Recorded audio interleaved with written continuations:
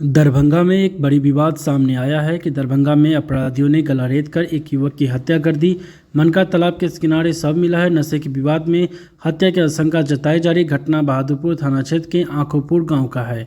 मृतक की पहचान मोहम्मद गुलजार के तौर पर हुई। मामले की सूचना पर सिटी एसपी अशोक कुमार बहादुरपुर लेहरियासराय थाने की पुलिस मौके पर पहुंची। जांच के लिए एफएसएल की टीम बुलाया गया था। घटनास्थल को खाने का सामान भी मिला।